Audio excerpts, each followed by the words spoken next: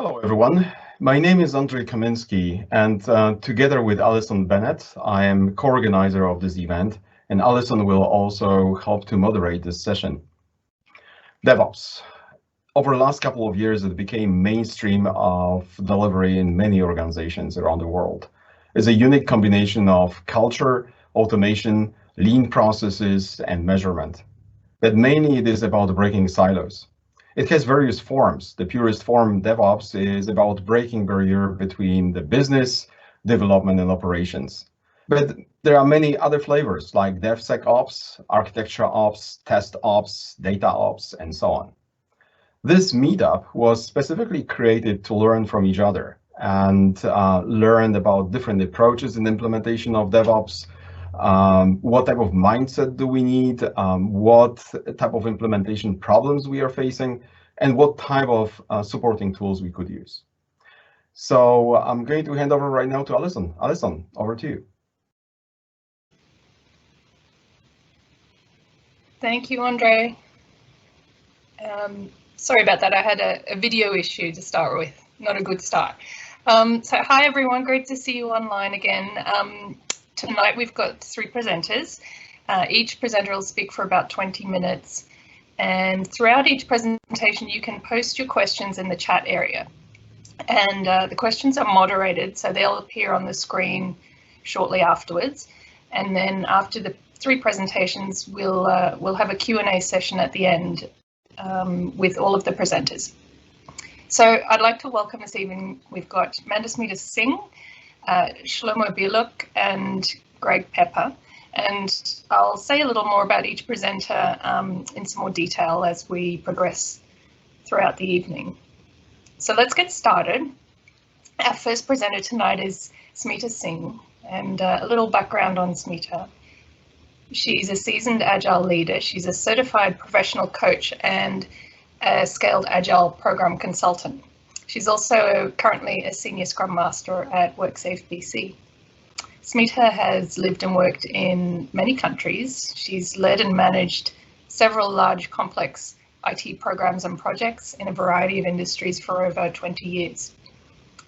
She loves working with individuals, teams, and organizations in their adoption and transition to lean and agile.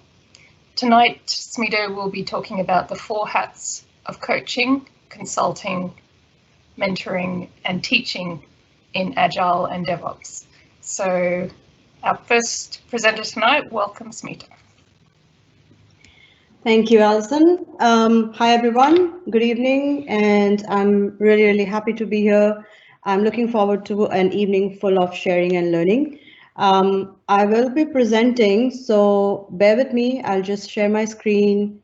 And as you always know, there's Murphy's Law with technology, right? When you want technology to work, it doesn't at times. So just be a bit patient while I get my screen started. Okay, not yet. All right, you see my Google, hold on. I just had it on and just looking for it again.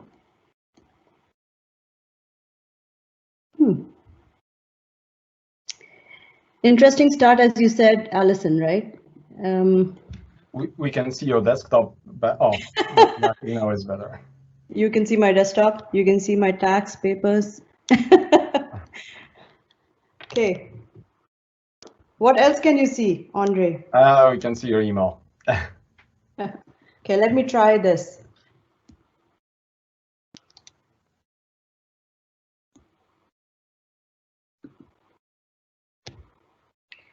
So the internet is a bit wonky.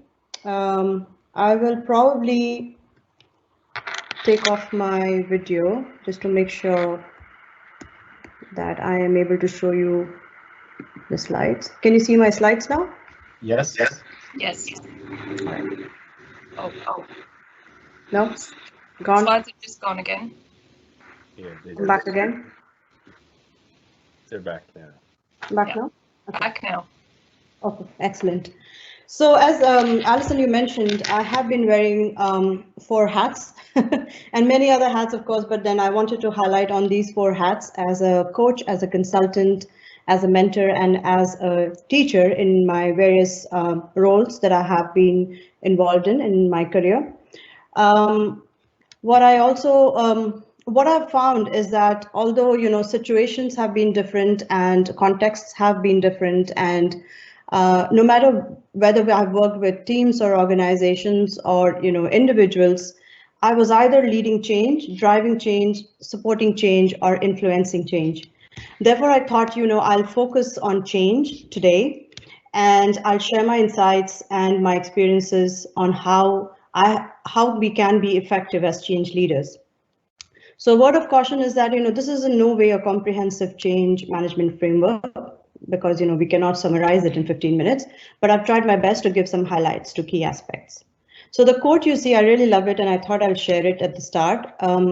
It says, what good is an idea if it remains an idea? Try, experiment, iterate, fail, try again, and change the world. Sounds very lofty, but also sounds aligned to our agile world that we are so familiar with, and business agility. So as agile leaders, we are familiar with looking at organization in different layers. Most commonly we look at people, process, and technology. I have a different spin here, slightly different spin here. I have culture, structure, and process, and culture in the center, almost like heartbeat of the organization. And as agile leaders, we are always in the process of understanding and aligning ourselves to the culture or with the culture. And we are always, working at how we can, make the organization more flexible and ready for change. And we are always focusing on learning, and we expect an ongoing change. So again, you are going to hear the word change a lot during the presentation. We are in the process of, either driving or supporting change, even in agile and DevOps environment. The next one. What I've tried to do is, as a coach and as a consultant or mentor, I have so many different tools that I have been using in my previous experiences. However, I wanted to focus in on 3 which can be used interchangeably, and they're very, very transferable in many different situations and contexts. So the first one is about building organizational leadership. Organizational relationship, and building a powerful coalition at various layers in the organization. This particular skill or tool has really helped me in driving change effectively. The second skill or tool is about expecting and removing impediments or roadblocks, or expecting resistance to change. And the third is about empathic listening. And as a leader, I've found that listening, and the moment I start listening, I start understanding better. So I'm going to focus on these 3 skills throughout the presentation, and I will bring us back to how we can use these skills in different scenarios. Now, before we move on, I like to have an interactive session. So what I would like is, if in most workshops and presentations, people ask you to not use your cell phones. However, I would like you guys to use your cell phones and text MSing 486 to 37607. And I'll just pause for a few minutes and wait for everyone to be able to send the text. And once you send the text to the number 37607, you will get a confirmation that you've joined my session. So while you do that, I will also activate a poll that I want to run.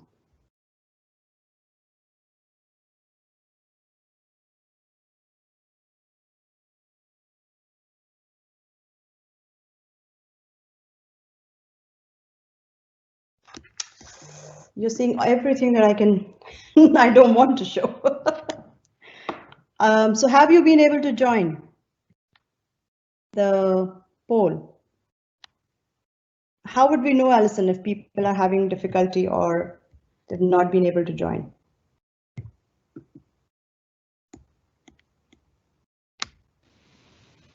Smita, we'll see their comments in the chat.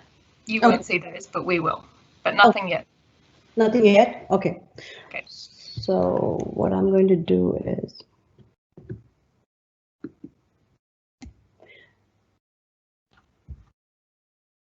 so let me do one more thing while I will give you a couple of minutes before I go to the next slide, if that's okay. And I will probably just share.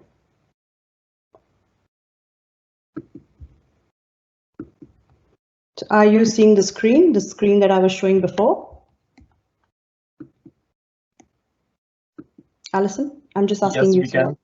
Okay. Yeah, we see the text I'm seeing slide. Okay. And I just want to very quickly activate the poll. So just give me a second.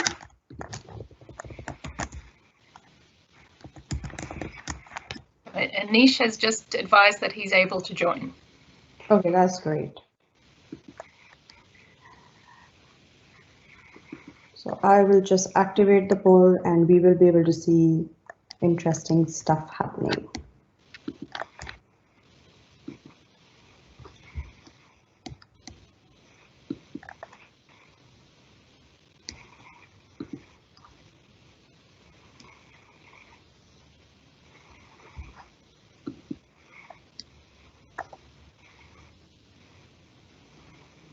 You know, I did a dry run of this right before, and I was able to get this thing to work really well. So if you can see my screen again, I will move on to the next screen. What I would like to know from you is one word that comes to your mind when I say change. And go ahead and type in your responses.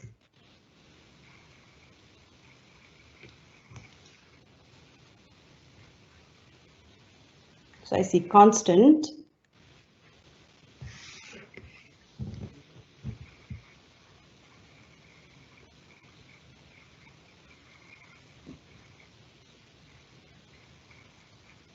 Just give a couple of minutes more.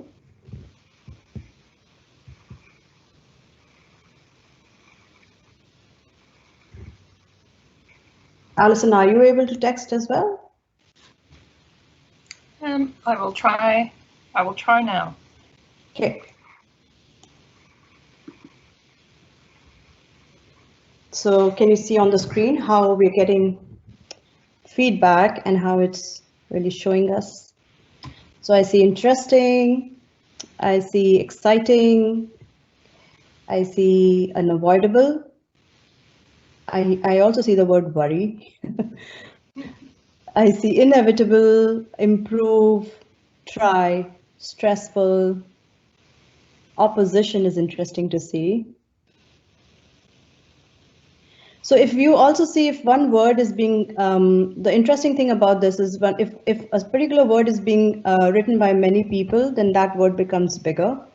So it's interesting to see that we don't have that. People have different views about it. Evolution, I like that. Inevitable, so many people have typed that, so that's great.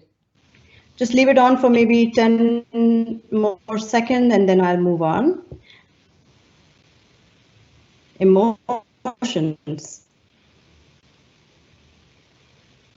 Interesting.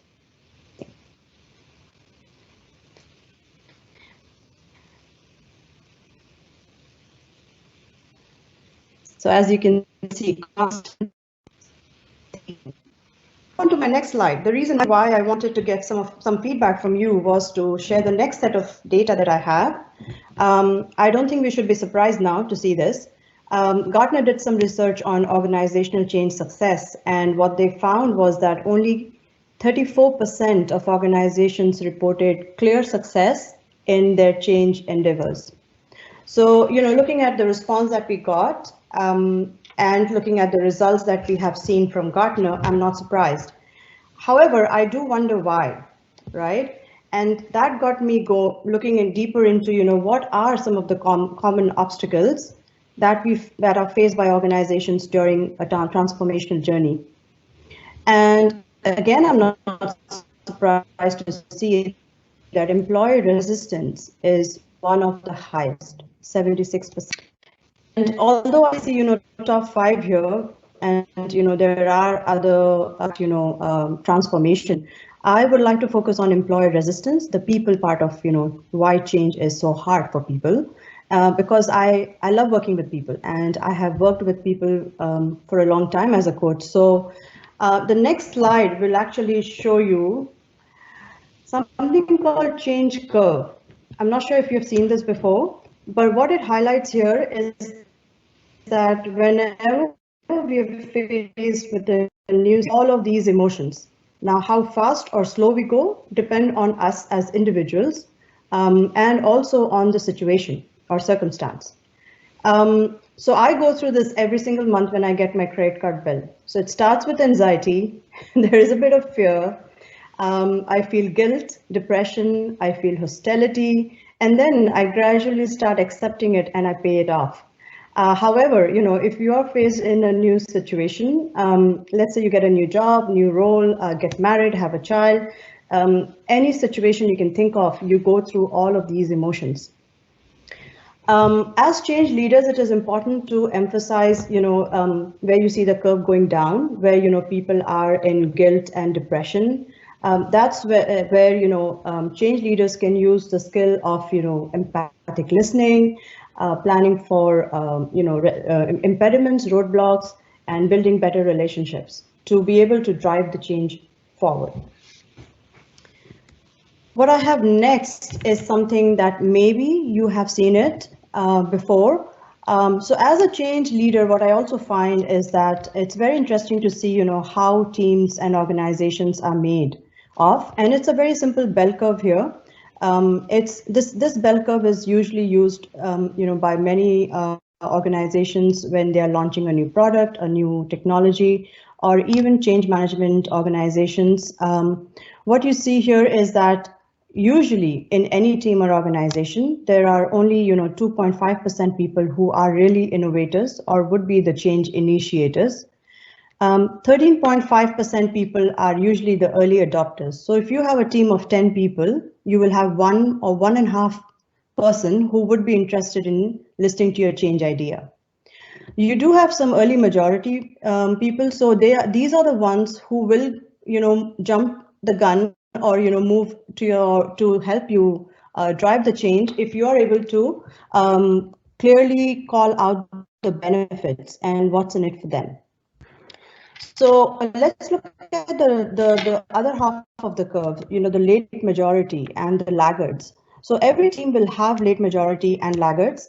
Late majority is interesting because these are the people who are fence sitters and are waiting to see, the success of your change, some early wins, celebrations, because these are the ones who are, they have, critical ideas, maybe they're critics, or maybe they have burned their fingers. So it's important to show them early success, communicate that with them. And laggards are, again, important to know. You will have a couple of team members always who will not change. So it's important to identify them and closely monitor because they may be your key stakeholder. So the next slide is really a video. So before we move on to the video and before I play it for you, I want to emphasize that what I've noticed is if you want to drive change, you want to sustain it, you need to combine, the burning platform is the vision. So I'm going to play this and let me know if you can hear it well, Alison.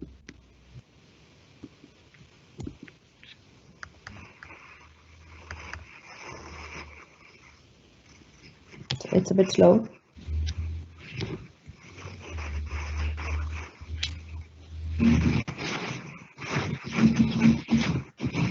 Don't see it yet, right? So let's talk about the fire metaphor. So the first question I asked these 7 CEOs is why? Why do you actually want to undertake this transformation journey? Initially, they said things like, I can see big storm clouds on the horizon, or our financial trajectory is poor, our competitors are more aggressive, our customers are squeezing us, our staff engagement is at an all-time low. Over time, they began to talk about more personal reasons for beginning their journey. Things like one CEO said, my reputation is on the line. I'm centered around a fear-based motivation for change, or what is often termed a burning platform. Now, this metaphor of a burning platform has been around for a couple of decades, and it comes from a story about a man who is working on an oil platform out in the North Sea. So this guy is awoken one night by a large explosion. He runs up on deck and sees that the platform he's on is actually on fire.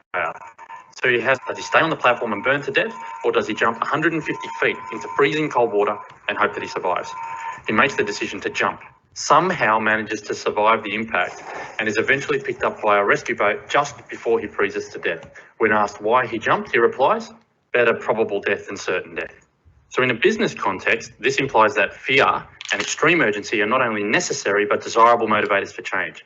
In other words, in order to transform, we all need to run around with our arse on fire. Now, as it turns out, in the land of burning platforms, there are far too many pyromaniacs. What I actually found was that while some urgency helped motivate the CEOs to begin their journey, a fear-driven motivation was not what sustained them over time. What they all spoke passionately about was a burning ambition, a very personal fire that burned within. They spoke about things like fulfilling their leadership potential and redefining their definition of success to include balance, and a deeply held desire to live a big and authentic life.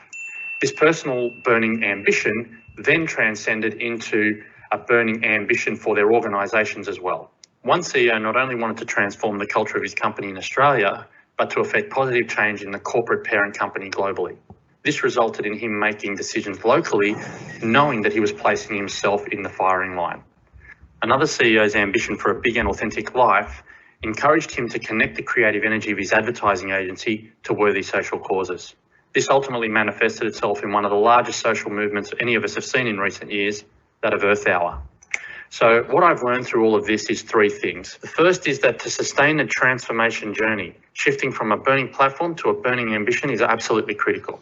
Why? Because this shift allows leaders to be calmer, more purposeful, and more responsive to the inevitable challenges that they're going to face. Secondly, it's also vital for a leader to not only articulate the organisational reasons for change, but to delve deeper and establish very compelling personal motivations for change. Finally, the fire, or the big why, is actually a crucial part of how leaders transform. As Nietzsche said, he who has a why to live can bear almost any how. And this is why I place the fire at the centre of our 7 metaphors, because if the fire goes out, all other factors are redundant.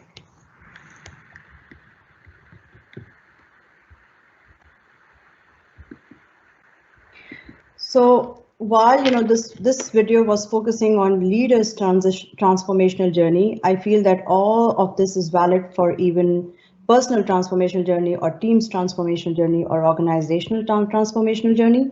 The connection between the fear-related motivation, which is the burning platform, and your long-lasting personal whys. What's in it for them? What's in it for the team members to change? And as I said, change is hard, and change, I did get some responses. Change is inevitable, change is stressful, there is fear in change. And as change leaders, it can be exhausting. And therefore, I do feel sometimes that, I'm pushing a jello uphill. It can be that hard, right? So we need a group of people to help us in this change. And that's the reason why I shared the bell curve with the 5 different types of adopters. You need a guiding coalition. The important aspect will be to keep in mind that you have a good combination of position power, you have good sponsorship, you have expertise in the team. So there are some, subject matter experts with you. There's credibility, there are influencers in the team, and then you have leaders in the team who will be able to make the change happen. And again, if you use all the 3 skills that I talked about earlier, where, I was focusing on building relationship, removing impediments, using empathic listening, they all come handy when you're building guiding coalition and keeping them engaged for long-term change. If I were to choose one single skill that has helped me the most during my journey of being a change leader, I would choose empathic listening.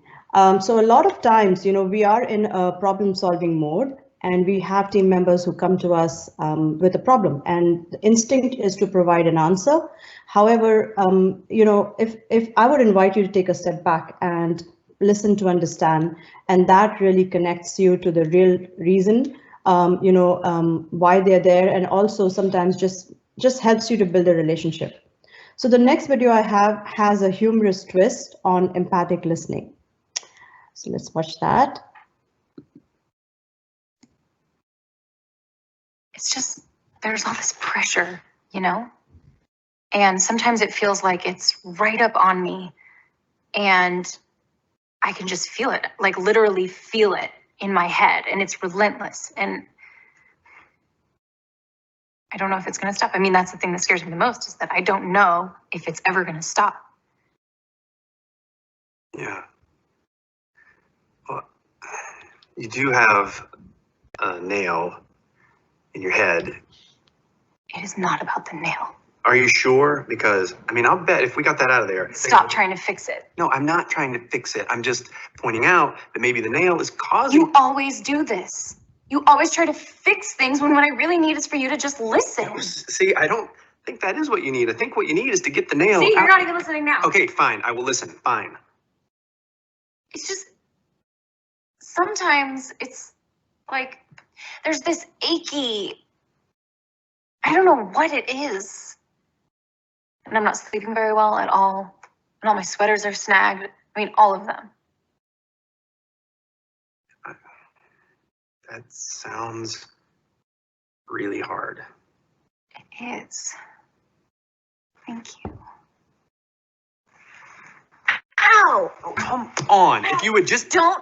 Try to see things my way.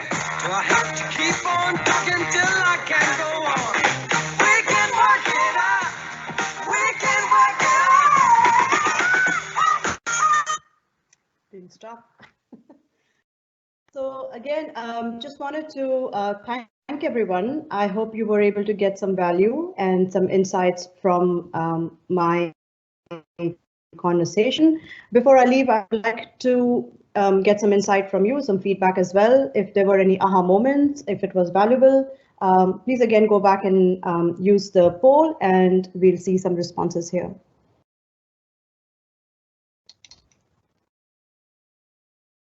Many thanks, Smita. Thank you. And if you have any questions, please go ahead and type questions in the QA section. In the meantime, we are going to move to our next presenter, Shlomo. Shlomo Bielag is CTO at Benchmark Corporation, DevOps Institute, and Continuous Delivery Foundation Ambassador. He's also focused on supporting the practical side of DevSecOps, which stems from his engineering and enterprise architecture background. Shlomo, welcome. And thank you. Let's go ahead. Awesome. Let me know if you can see my screen. I'm going to put it full screen. Everybody's able to see? Yes, we do. Yeah. Okay, so I'm going to actually link to what the previous deck was, which is the video with the fire. And the reality is you don't know there's a fire. Having been in large organizations or small organizations, the people who make decisions are multiple degrees of separation away from the fires themselves. So one, they don't know, and the people who work really hard adapt. So the fire just becomes a norm until they get tired. So it comes right to how do you heal your DevOps battle scars? Scar is only cool when it heals. When it's bleeding, it's terrible, right? So we wanted to focus on something that I think we're not measuring when people are practically implementing, which is in relation to, you have your technical benefits, obviously, of DevOps, right? You have your cultural, you have your business benefits, but nobody's actually coming back and saying digital transformation is actually driven by talent, and what is happening to the talent today, so you can identify that fire, so you know to either jump off or create an innovative way to deal with it. So I'll actually go straight into what's happening to talent today. You have unwanted attrition in many organizations, right? You're lacking talent in organizations. It makes it harder on those that needed the talent to help the innovation to occur. You have failures, right? It's scarring the talent. So those people that are working very hard and are in the fire and don't realize it, or are unable to get the organization to support them, continue to face a lot of pain, right? I've seen some that have lost, kilos of weight from having to deal with what's going on in their roles. Audits take months if you're in an enterprise, meaning you're distracting your talent with things that aren't really what you hired them for. You have no or slow code promotions to prod. If you're in a job and you do wicked shit in engineering and you can't get it to production, you kind of feel like you're not getting to the customer. So you're not 1 degree of separation of value based on your contributions. And then there's a lot of heroics going on. Heroics are a guy who takes the hose every time the thing is on fire, but he doesn't solve why it's on fire in the first place.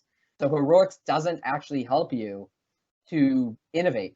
It just keeps you where you are and sustains where you are, which isn't good because your talent isn't growing.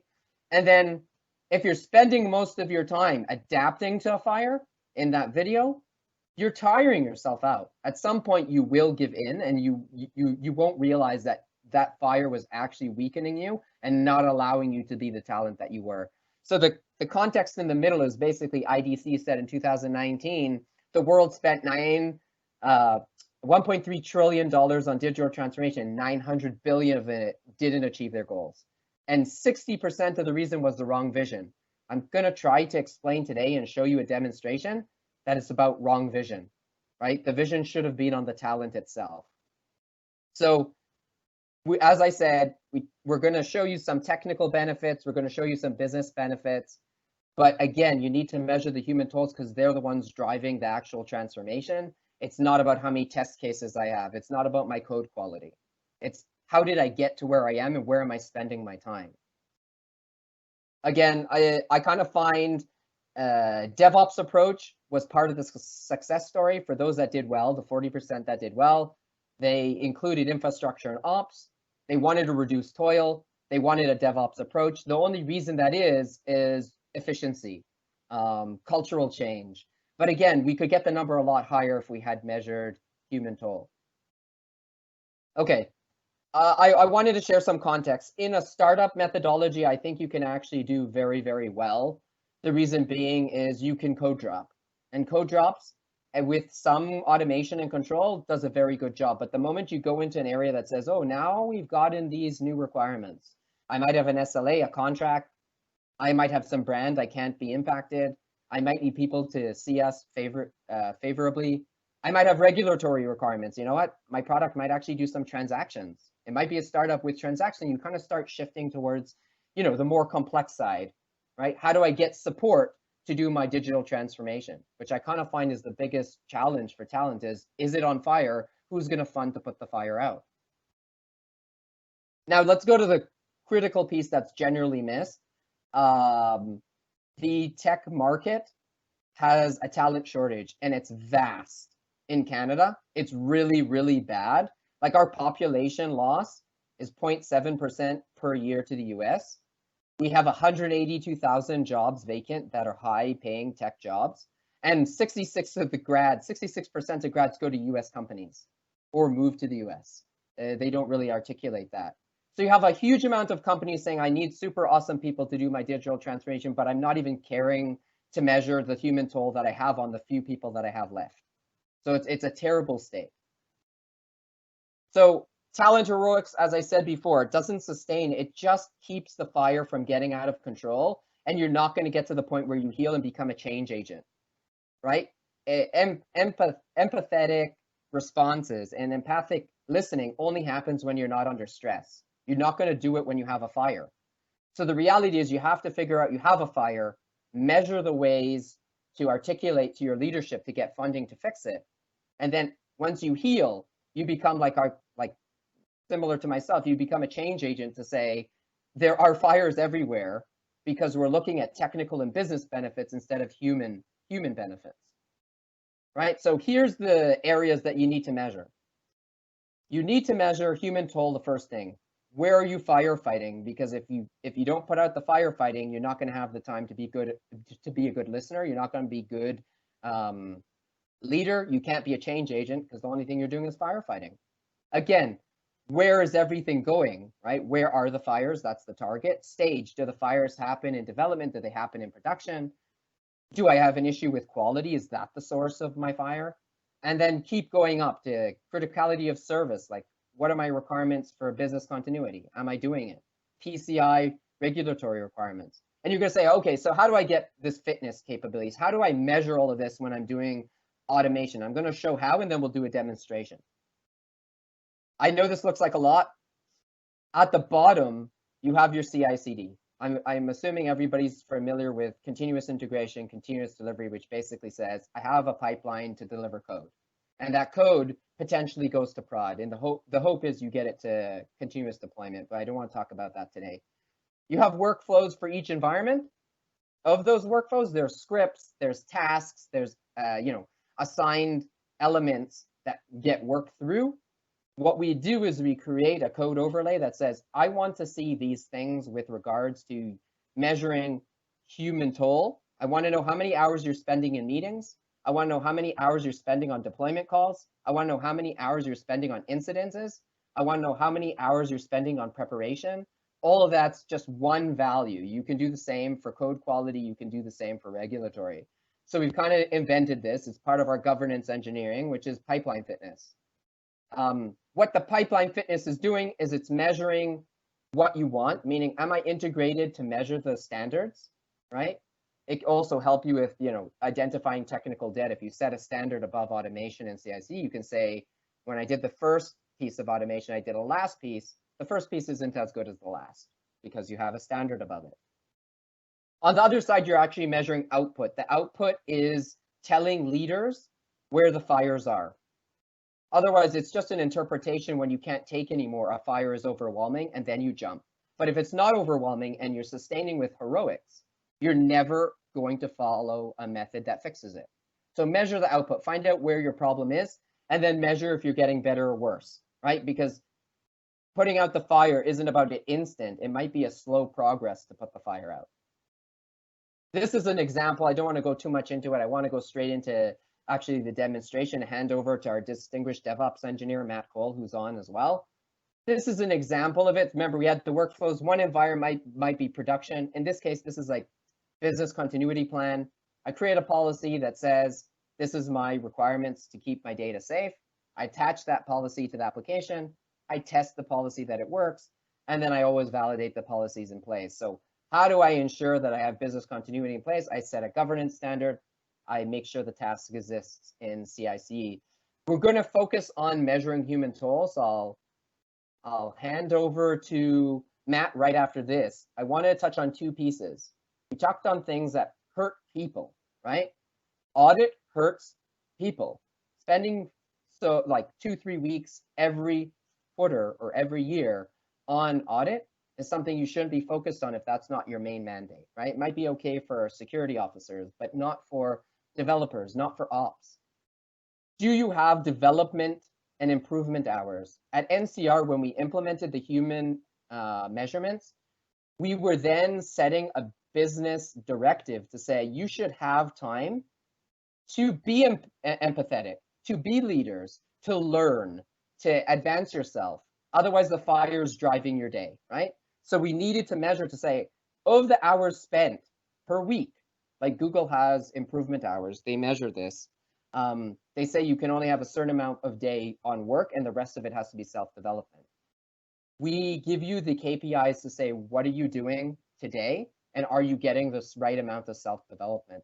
With that, I'd like to hand over to Matt so you can actually see a practical example of this being implemented on a CI/CD pipeline. And if I stop sharing, it's demo time.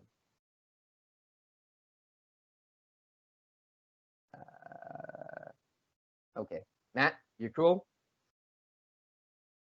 You need to unmute yourself. There we go. Can you hear me? I do. Okay, and you can see my screen, right? Yes, sir. Okay, so I built this pipeline just for this meetup, but we're going to measure the human toll of a developer. So, I mean, the end case is Shlomo showed that we just want to drop code, right? As a developer, I just want to drop code because that's fun. So what we're going to do is we're not going to measure, we're not measuring, how I do a build, how I deploy that, how the testing goes, how do I get to production. It's all of the process and hoops and hurdles that I have to get to my code to production. So all of the meetings, all of the emails, all of the sign-offs, all of the approvals, all of the change tickets, we automated that all in the pipeline, so we could measure that toll on the developer to get his code to production. So we used the Microsoft's Graph API for Office 365, and then we are going to create all those meetings, all those emails, and then we're going to measure the outcome of that. Before I run the pipeline, I'll just show something real quick. So this is my calendar right now for the week of June 1st. Pretty standard, got lots of time for self-improvement, got lots of time to do stuff. So I'm going to run the pipeline, and then we're going to look at my calendar after I run the pipeline.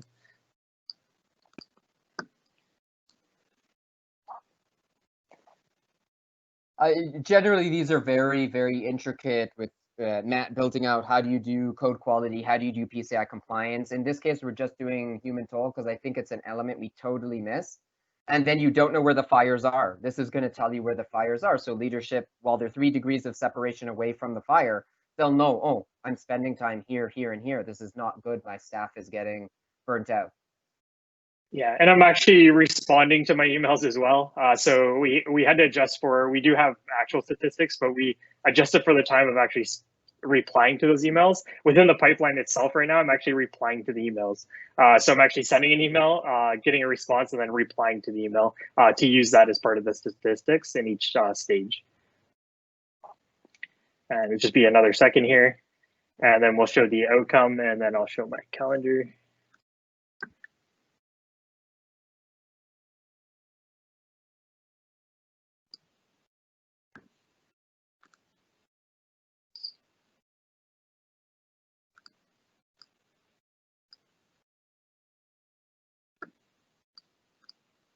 Okay, so my human toll. So bring this up a little bit. So I had 12 meetings.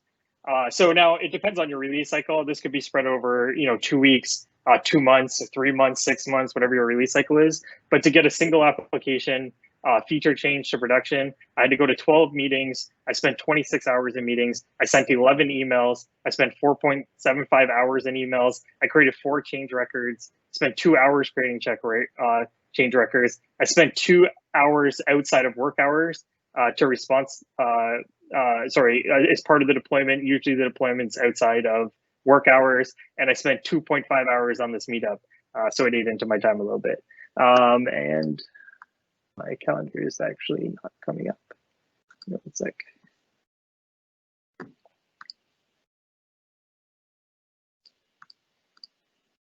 And try to hide the other. Maybe it's already open. Yeah. Okay, there we go. Actually, no, that's not it. There we go. And now that's what my, no, it's just Mac doesn't refresh calendar sometimes. So now that's what actually my calendar looks like. And I'm pretty sure lots of people in their organizations, that's actually what their calendar looks like. So when does it leave you time to actually just drop code and get that code to production? So, implementing DevOps methodologies, you take a lot of this human toll out of this. You're spending 75% of your time trying to get code to production and only 25 actually dropping code. It doesn't make that a very fun place to be. Yeah, you would see CAB meetings take too long. You have them too frequent. You'd see your meeting with security or DevSecOps is weak. So this is just a representation of all the shit everybody has to put up with that are really talented. And you just go, I'm talented, use me wisely. Why can't you just make these things go away? And the reality is we don't measure it in the pipeline, yet we can. All the privacy data that Microsoft's not supposed to steal, they are. So we can just use the API to get that data back. And then use that to drive the visibility to the people who are saying, I'm awesome, we're great. I do so many tests, we do so many releases, but wait a minute, I'm ruining 50 lives at the same time. So we're really good at what we do when it comes to DevSecOps, put in like security methodologies, integrating the security components, doing great builds, but we're not coming back to saying of all the time we spend to get it to prod in an auto deployment fashion, what does it take to make that happen? I want to heal. And if I'm going to be a change agent, I need to make some of these pieces go away. They're behind the scenes, but they're really, really important because it comes back to the fact there are fires everywhere. We've adapted to them and leaders just accept them because they can't see it. And until we measure it, data is a big driver for a fire. A fire is only seen by data. It's not an interpretation. Data shows you fires, not what we see. Cool. I'm gonna stop sharing now.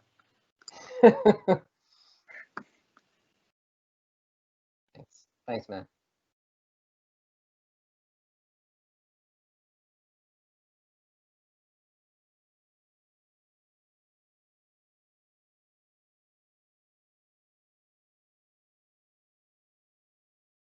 Andre?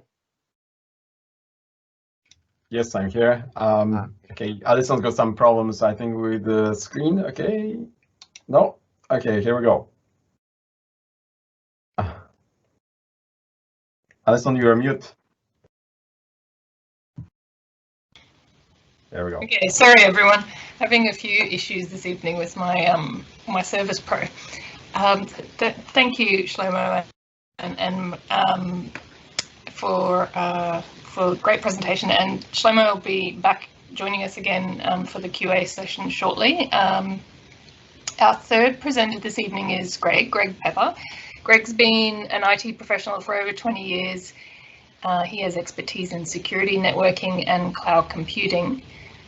Initially, he worked for Sony Online Entertainment, PricewaterhouseCoopers, and Organic, and he spent the last 15 years working for Cisco and Checkpoint, helping customers implement secure networks. He's currently a security architect for Checkpoint. Tonight, Greg will be talking about security at the speed of DevOps, advanced security in the DevOps life cycle. So welcome, Greg. Thanks for having me. Just a quick audio check. Everyone can hear me fine? Yes. All good. All right. Well, hey, we're going to delve a little deeper in. I love the conversation about the fires. Not that I like fires, but it's glad to hear that it's not just in the InfoSec world that I live in that things are constantly on fire. Although sometimes we refer to things more in wartime versus peacetime, right? Because there's always risk in every one of those elements. But during wartime versus peacetime, whether we're under attack, under duress, whether there's an active situation or incident, it's funny to hear you describe things like audit as incidents, because they are, right? They come up on us annually or biannually, depending upon your organization. And oftentimes, InfoSec has a hard time keeping up, right? InfoSec is not as agile as a lot of our DevOps community is. And a lot of times, to be honest, they're being left behind, right? They don't have the same skill sets around orchestration. They don't have the same understanding what infrastructure code is and how these continuous integration and deployment life cycles are working at the application and server level, let alone now that it's moving to cloud and serverless, right? And as you described that auto remediation capabilities of your pipeline review right there, right? These are things that are happening throughout the entirety of IT, not just within information security, right? And you hear a lot of buzzword talk about how do we have security shift left, right? Identify those issues in the environment, not after they've been deployed, and we've had some types of vulnerability assessment to identify an issue, but ultimately it has to get fixed in the code, right? It has to get fixed as part of that build process such that when it gets out there and is deployed, regardless of where it's deployed, in Amazon or Azure or Google or Oracle or AliCloud or your own private cloud or Rackspace or IBM or one of the many other providers that are out there, right? You guys have unlimited choices. And at the end of the day, our InfoSec folks, to be brutally honest, are really having a hard time keeping up with everything that you guys are doing. But that's not necessarily a bad thing. It was nice to see Matt's automation tools actually park a security meeting in his calendar, although it was telling that it was parked at, I think, Friday or 2 or 3 o'clock. And let's be honest, the likelihood of that meeting happening, that one might be canceled on us here, right? But when we look at this enablement of today's world, and I liked your describing the customer profile before with kind of your strategic globals and enterprise and commercials and startups, but you're all using cloud and we're all misusing cloud in some way, shape or form. And that's not to say that cloud is inherently insecure. The cloud itself is very secure. However, there's hundreds and thousands of security settings and configurations across computing and storage and microservices and database configurations and all these CI/CD tools now that you're consuming. It's very easy to make a mistake, right? And forget to check a box or forget to incorporate a parameter into your JSON as an example, right? And it's only moving faster, right? Because most of you that have cloud out there, more than half of you are using more than one cloud provider. So it's not just that you've built your applications in Azure, but part of the business is in AWS, right? Or maybe you're aligning yourself with Google or Ali Cloud or Oracle Cloud or one of the many different cloud telco service providers that are out there. And just as quickly as we started to adopt and embrace cloud computing, we're doing it even faster now with these functions and platforms as a service, right? And whether we want to just look at containers and AKS and EKS and what the services market looks like, or if you're building your own Kubernetes pods, more and more of you are building these applications to move faster and no longer live in the environments that we've used to in the past. So the traditional security models of network and application and other host-based security are somewhat being left behind, right? And let me pause and state, this is not my line, but there's no such thing as the cloud. There's only someone else's computer. And though there's a highly robust set of APIs and software and services that all of those cloud providers have developed, it's still compute, storage, and networking that it's put together. Now, it's highly dynamic and changing constantly, and it's not like the old virtual world where we had a little bit more control around the virtual machines, the IPs, the VMs, and things of that nature. And with DevOps continuing to move at an accelerated pace, right, moving from what was monolithic architectures to microservices and delivering daily builds in some cases, right, it's not really possible in the old ways to just put that hard, crunchy outside and the soft, chewy inside. And the more you consume these services and microservices, the more fragmented the software-defined architecture gets, and the more difficult it is, let alone for you in the DevOps world, to keep up with everything you're doing. But imagine the information security folks who are one or two steps further behind you, right? And it really doesn't matter which workload you're looking at, right? If you're building virtual machines in Azure instances in EC2, right? It doesn't matter if you're building your own container Docker pods or if you're using a containerized service. And things like Lambda and other serverless platforms are all the rage these days. And different workloads are going to run better in different one of these. And it's not my job to tell the developer which one of these to use, but as an information security specialist, I have to help work with customers and consultants and partners and government organizations to have commonality and security capabilities, right? Because the governance, risk, and compliance is the same. You talked about the audit. It doesn't matter whether you're running, ESX on your own bare metal, if you're running ESX inside of Amazon as an example, right? We still have the same shared responsibility, right? And it doesn't really matter whose computing it is, its servers, its storage, its computing, and its networks.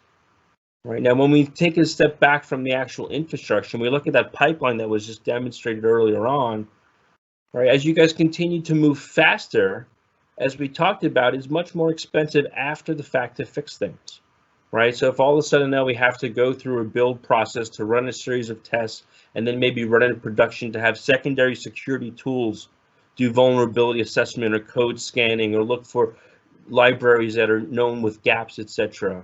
Right? A lot of our customers are coming to people like us and others as well.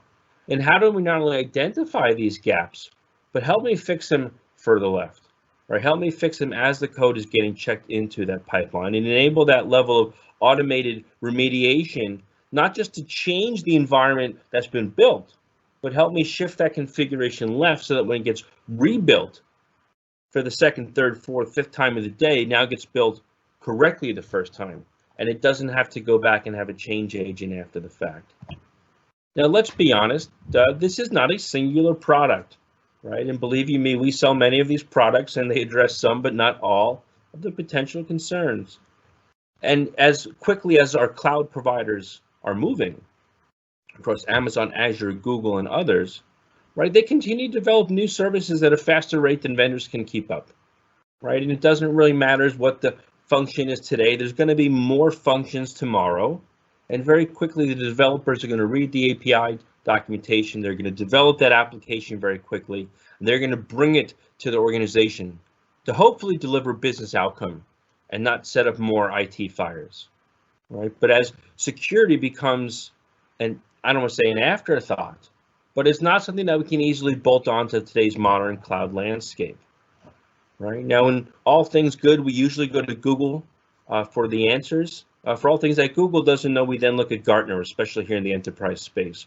But when they look at the building blocks of a security foundation, yes, cloud has potentially changed the paradigm of this, but it does not eliminate the best practices and the operational hygiene for which this talks about, and the fundamental configuration management and log management and identity and access management that exists across all of the infrastructure.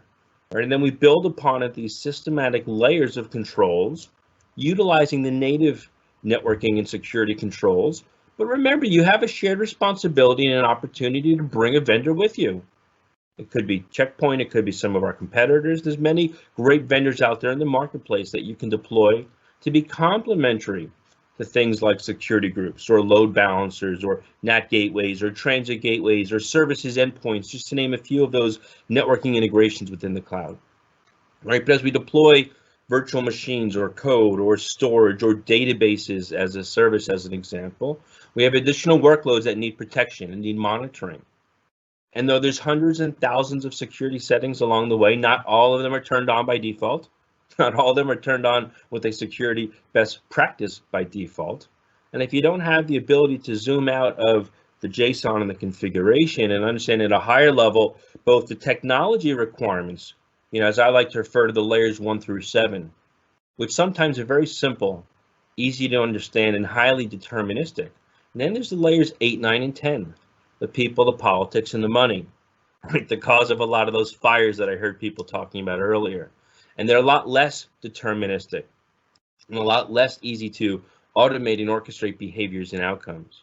Now, as your application matures, and I saw you talk about moving from that startup mentality to being a larger commercial and enterprise organization, the level of maturity and responsibility of information security, right? And some of these are things which you can bring with you and attach inside your container.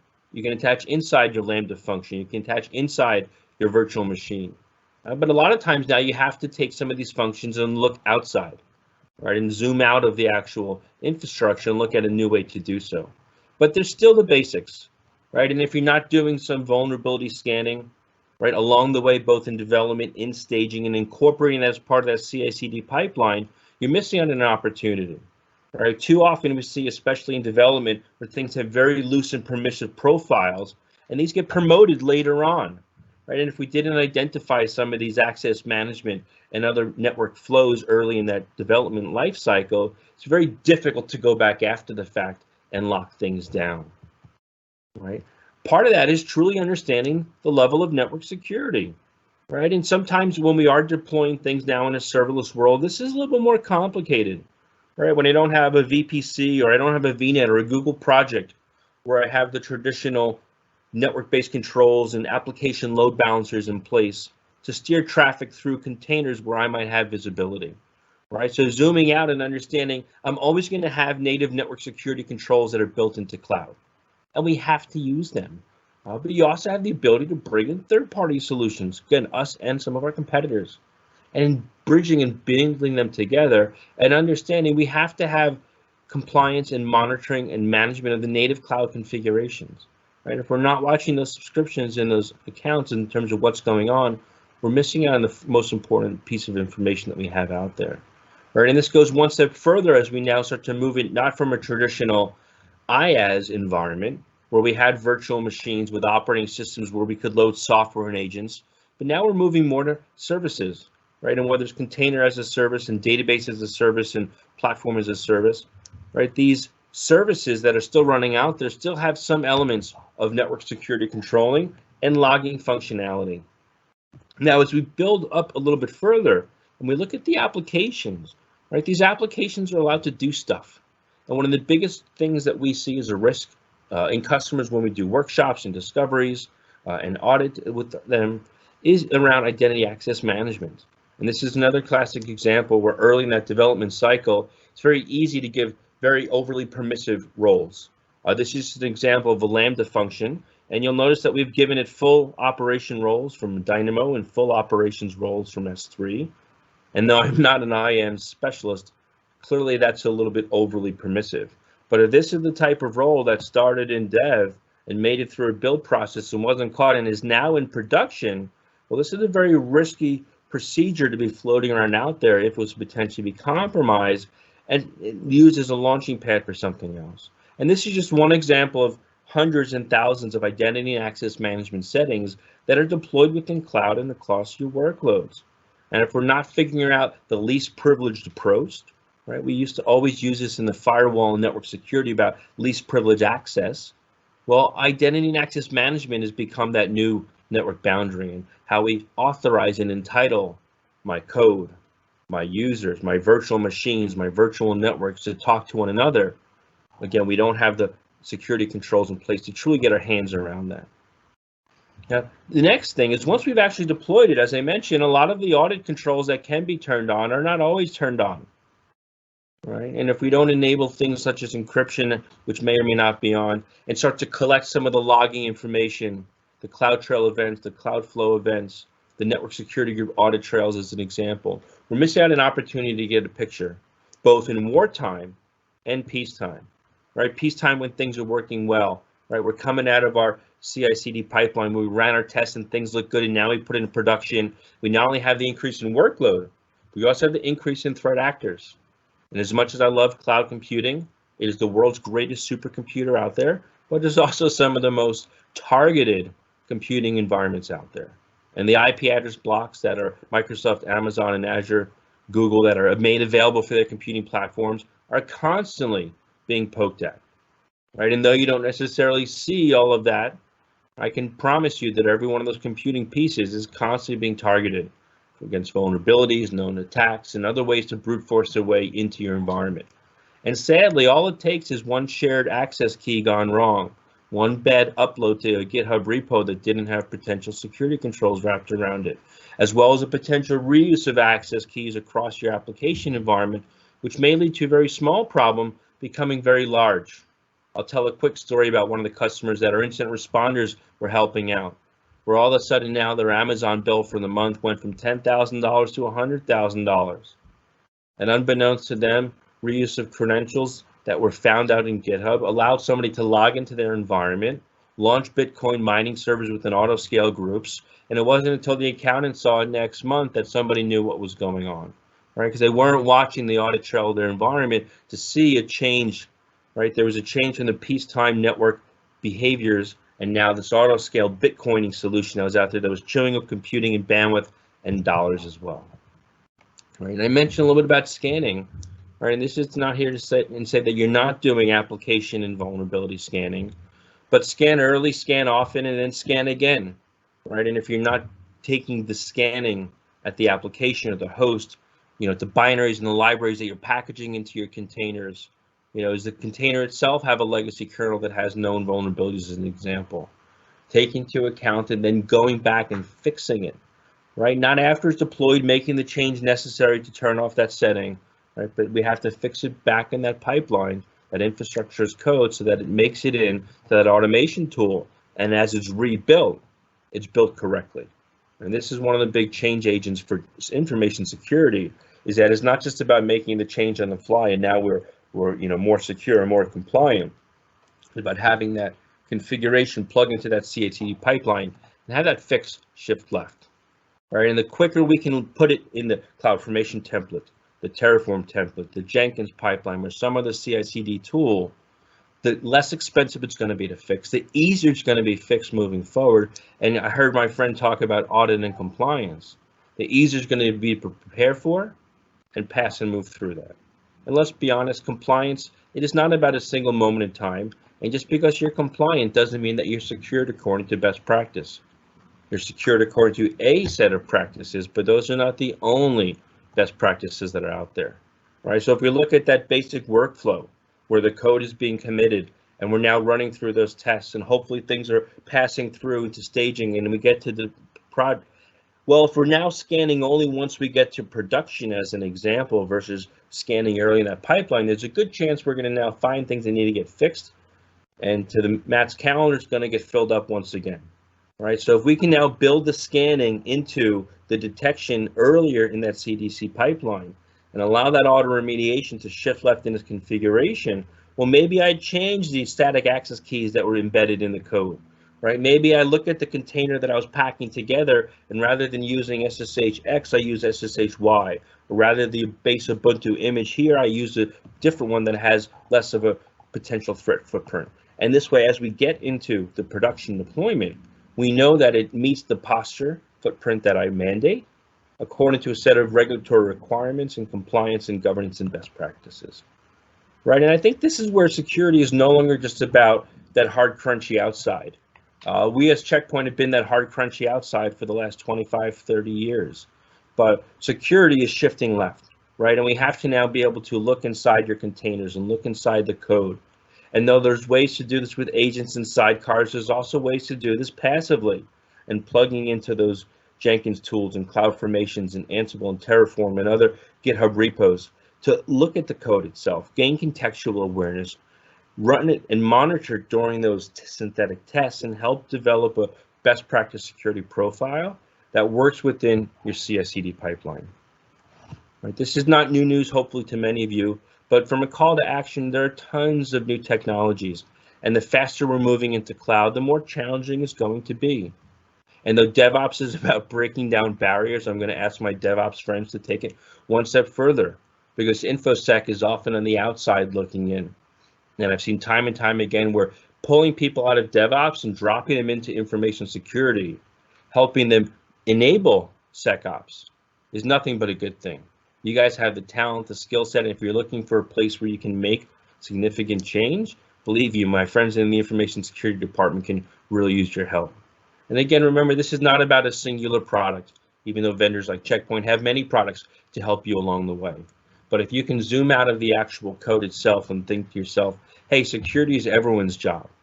It's about my job when I'm building the code, when I'm writing the test plans, when I'm running that automation engine, and enabling the tools and technology so that information security can get the visibility they need.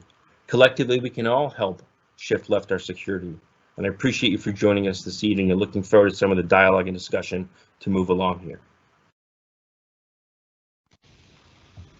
Thank you, Greg.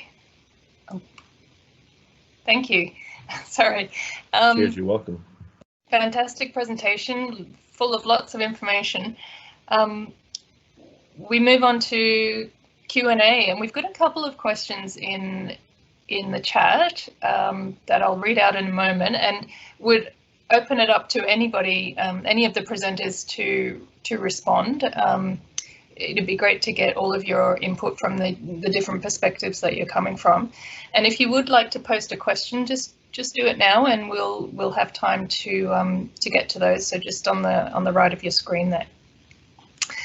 So first question, and this came up during Smita's presentation, but again, maybe Smita, you might like to start off, but would ask Shlomo or Greg if they have any input as well.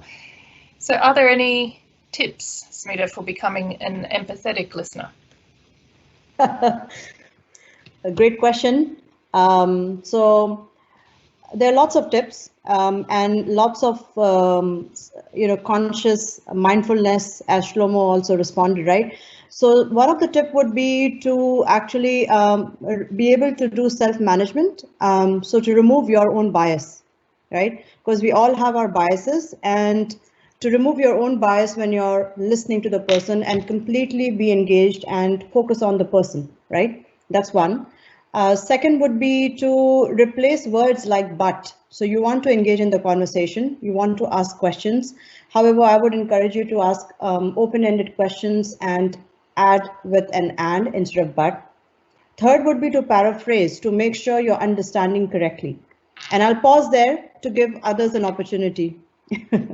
My wife is a clinical psychologist at CAMH in Toronto, so she's a mental health professional, and she says, probably like 3 months ago, I had no empathy whatsoever. I'm not kidding. Matt knows that I'm pretty brutal, right? So from my side, I was a should guy.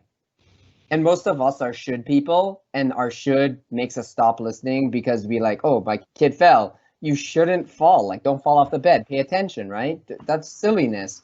But he comes back and says, because he's been practicing mindfulness, he understands, he comes back to me, he's like, that's not supportive. Like, I got hurt. Does it really matter? I was silly. You think I should never have accidents? So it's, I think adjust the should. The mindfulness gives them the ability to try to get self-awareness to their thoughts, which are generally bad. We're generally very judgmental. We're pretty much asses.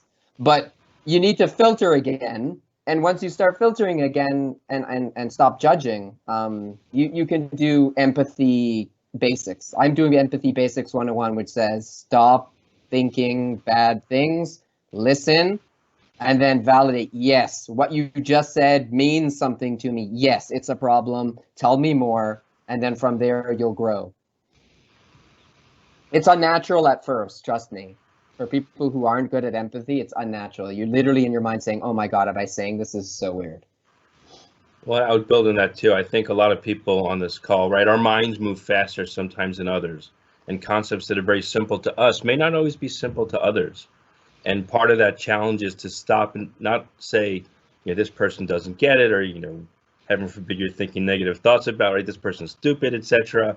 But at the end of the day, we all have to kind of come along together. And, it's by, what's the word I'm looking for?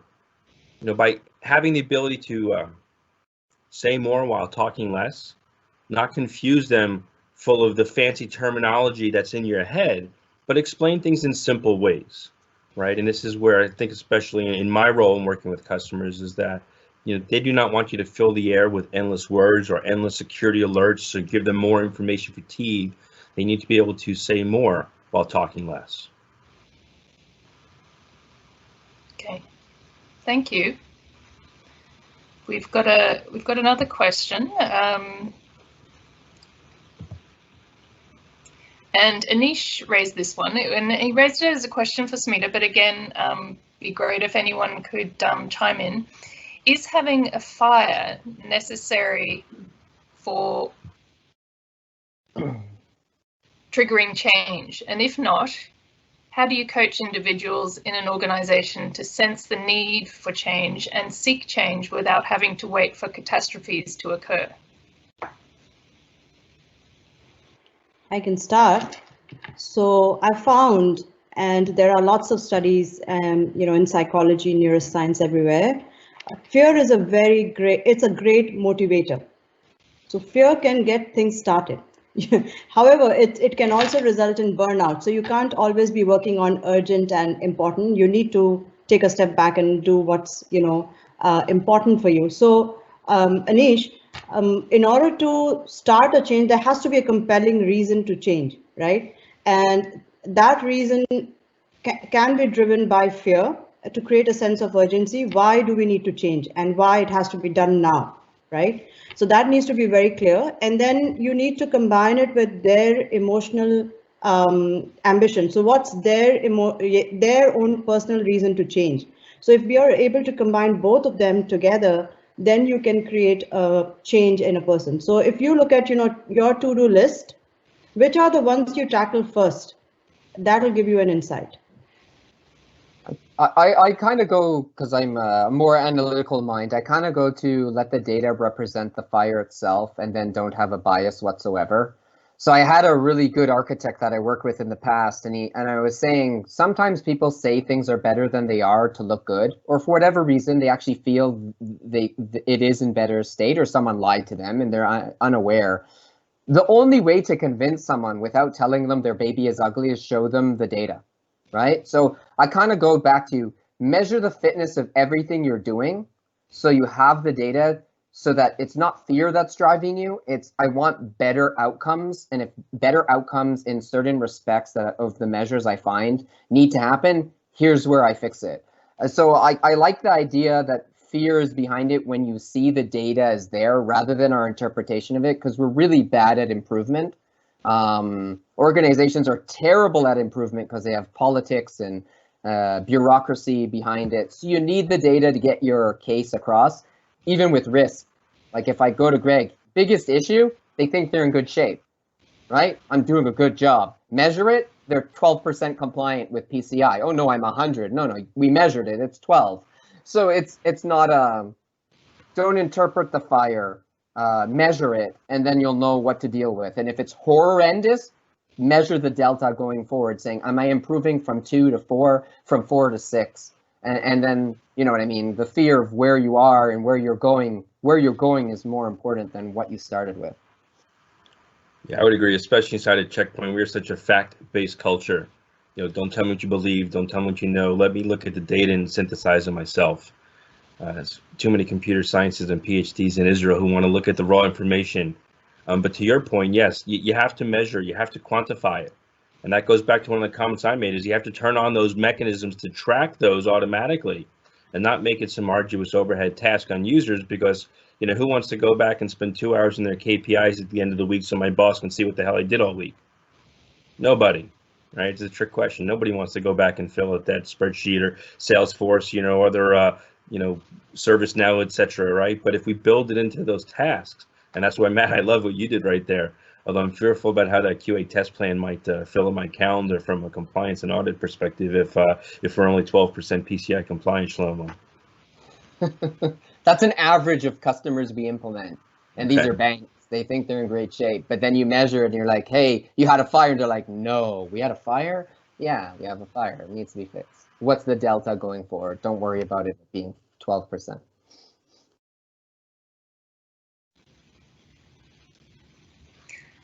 Okay. Thank you, everyone. Questions are a little bit quiet. We've had those too, but that's brought out some great perspectives, certainly from the three of you, some different perspectives. So if we don't have any more questions this evening, I wanted to say thank you very much to Smita, to Shlomo, and to Greg, and Matt. yeah, and to Matt, Greg, Shlomo's helper. Thank you, everyone. And just remind everyone that we'll be back again in June. If you're interested in being a presenter, certainly, or if you know someone who is, certainly reach out to Andre or myself. We'd love to host you. And with that, if there's nothing else, have a great evening and stay safe, everyone, and we'll see you next month. Thank you, everyone. Thanks, everyone. Bye. Bye now. Okay. Thank you.